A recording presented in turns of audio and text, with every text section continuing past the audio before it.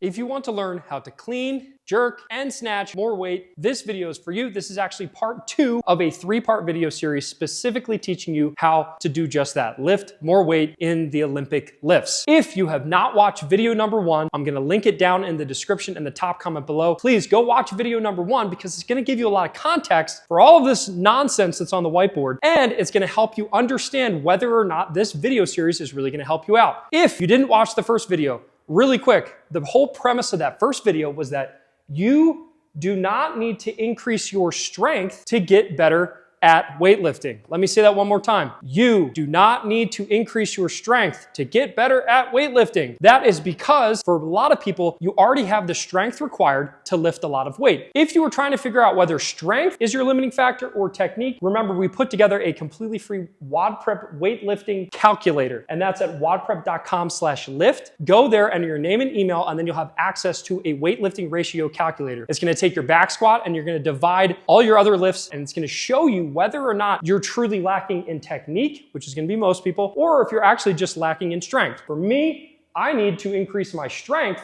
and that will help me get a better snatch because I've kind of maximized my technique in the snatch. But for most people, you're gonna realize that a lot of your percentages are low, which means all you need to do is work on technique and not necessarily worry about getting stronger. If you work on technique, your lifts are going to skyrocket, and that's what this video is all about. Also, in this pyramid, I talked about the importance of recovery. And if you've been following WODprep for any amount of time, you know I do not really promote any other products. However, I've struggled with sleep a lot, so my recovery has really been lacking. I found something that's really helped me with my recovery, and I wanna help you, and that is Thirdsy. It's a melatonin-free supplement. So I've taken a lot of sleep supplements in the past. I was having trouble recovering.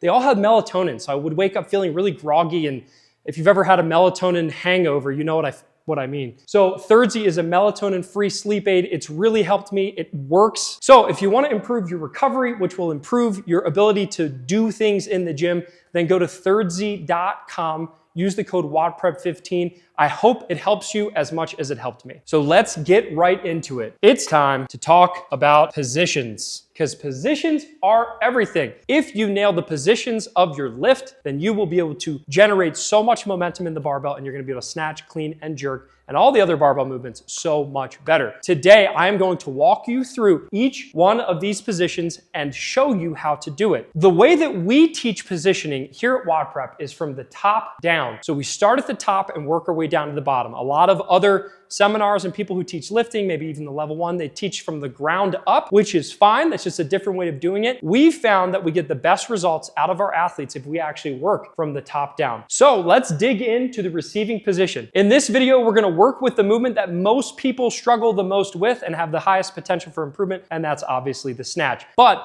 all of these principles can apply for the clean and the jerk. And I will also, at the end of this video and in part 3 of this video series, talk about how we can help you with those lifts. Starting with receiving, the receiving position is when we catch the barbell in that overhead squat position. Rather than me teach you, I'm actually bringing in my top 2 experts, Coach Savannah, who is a world qualifying masters weightlifter, and my head coach, Dr. CJ DePalma, are going to be teaching you all of these positions. Let's dig into receiving. Our first thing to think about, right, most important part of when a bar is overhead is elbows are fully extended, okay? Now, when Savannah is here, right, we see this like kind of elbow to the ceiling, but mainly we're looking at this tricep is fully pressed, and the elbow is even maybe slightly hyperextended. That's okay, right? Can you show us a little bit of a bend, right? And so this is where we don't want it. We don't want it to be slightly bent. So main thing, elbows locked out. Next is going to be bar position relative to the head. So when we have the bar overhead, it's not forward, okay, where she's kind of fighting to pull it back. It's not too far back, where she's bent over and that bar is falling behind her. It's basically right to the back side of her head, even with kind of the just the back of the skull, okay? And that's where we are going to hold the bar, okay? And that may range a little bit different for most people depending on their shoulder mobility and ability of being overhead, but for the most part, it's gonna be right to the back of the head, okay? Last, what we're gonna talk about is the kind of like the lats and the elbow and kind of where to hold the bar. So we have a couple schools of thought here, but we're gonna focus on 2. Okay, we have one where our elbows are pointed straight up to the ceiling, and the lats are forward and the armpits are forward. Very traditional CrossFit way of teaching this. And then we have basically a way where we are going to kind of get a little tighter in the back and kind of squeeze our shoulders together.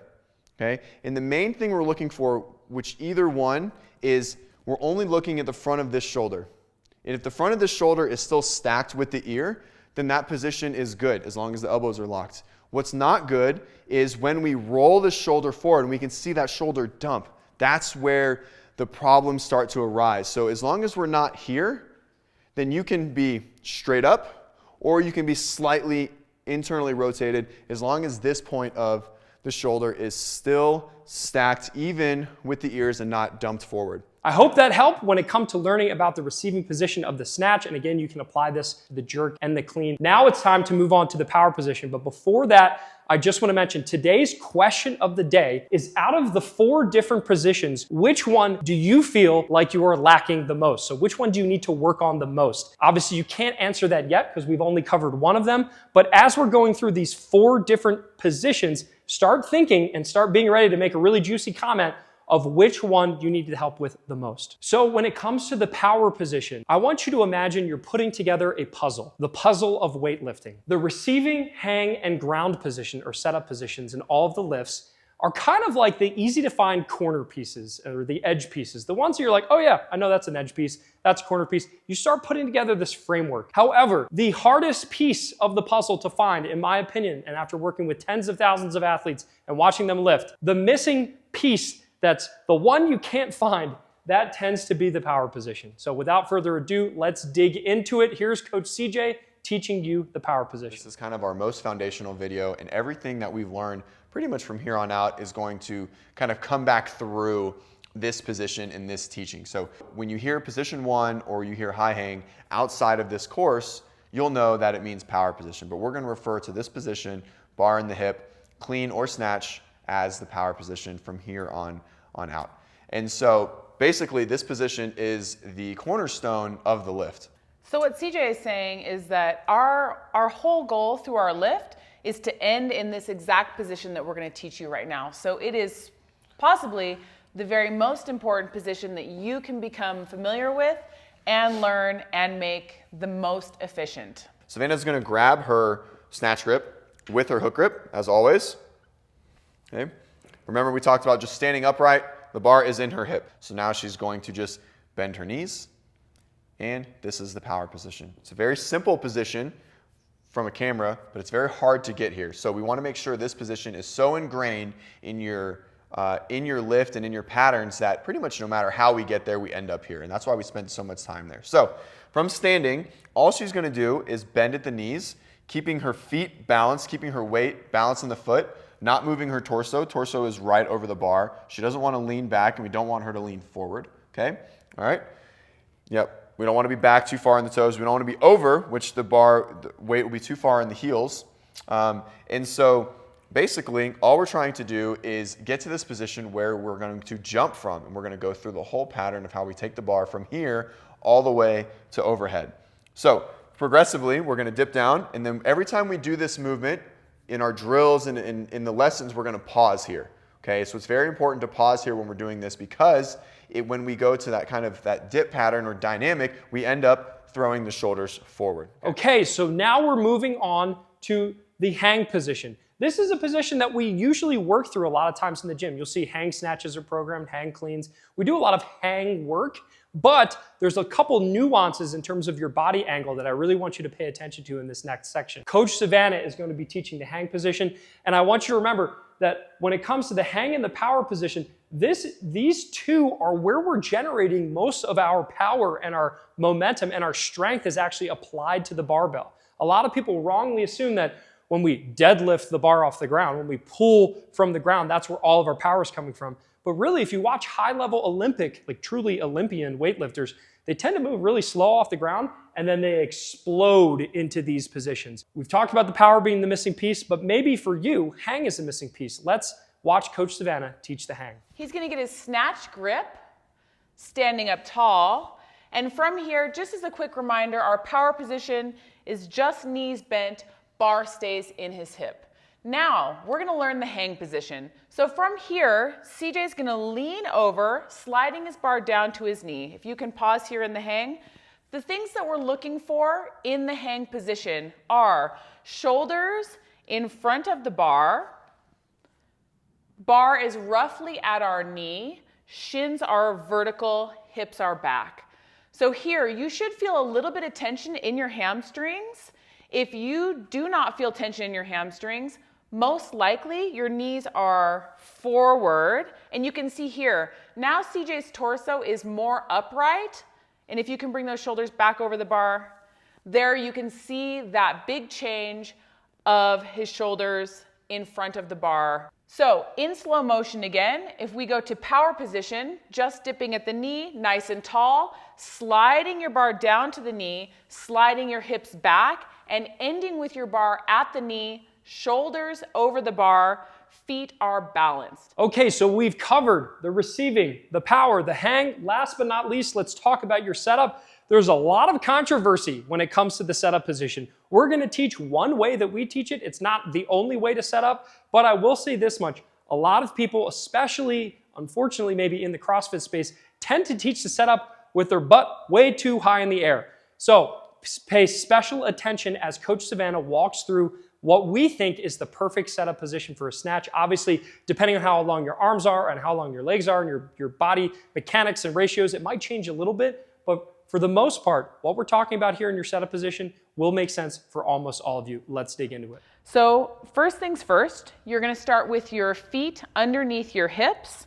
And I find that a lot of athletes, when they think about where their hips are, tend to think about their hips as pretty wide. So typically, you want to look straight down. Below your hips should be a straight line, and feet are not entirely close together. So we're going to get feet under our hips, standing up tall. Bar is at the end of his shoelaces. He's going to lean down and find his snatch grip. And then from here, he's going to pull his hips down so that they're roughly in line with his knees. His chest is tall. And now when he brought his hips down, can you bring your hips back up, CJ? As he brought his hips down, you'll see him bring his shins into the bar. So you can go ahead and bring your hips back down. And now you can see that bar is much closer, but because we started with the bar over the laces and pulled ourselves to the bar, that helps to create balance here so that the bar is centered over his foot and the weight is in his whole foot as he's in this starting position. CJ, if you put all of your weight in your toes, can you show us what that looks like? So he is very tippy here. His shoulders are too far in front of the bar. And if you go all the way to your heels, CJ, then what happens? Now he's way behind the bar and his shoulders are behind the bar. So if you bring your shoulders back up, in that centered position, his arms should be in line with the bar, shoulders just a little bit over the bar, weight in the middle of your foot. And then lastly, in this position, it's an active position. So when you're down there, you're gonna have that big breath, nice and tight, not loose and relaxed. Can you show me right, do you see that huge difference? Get tight again, CJ. And here he is, tight and active, chest is tall, arms in line with the bar, bar centered over his foot, hips down. Okay, so we've covered all 4 of the key positions. As I mentioned before, question of the day in the comments below. Let me know which one of these 4 positions are you missing in your lifts. So the next most important thing after positions is patterns, movement patterns. This is broken down into 3 simple steps. And again, the next video in this series, we're going to talk about a lot more detail. But to put it on your radar, number 1 is the first pull. That's going from ground to hang. Number 2 is the second pull. That's from hang to power. And then the third pull, you guessed it, is from power to receiving. Make sure you go to WODprep.com/lift to download that weightlifting calculator to show you where you need to work on most and if strength is your limiting factor or if technique is your limiting factor. And I will see you in the next video.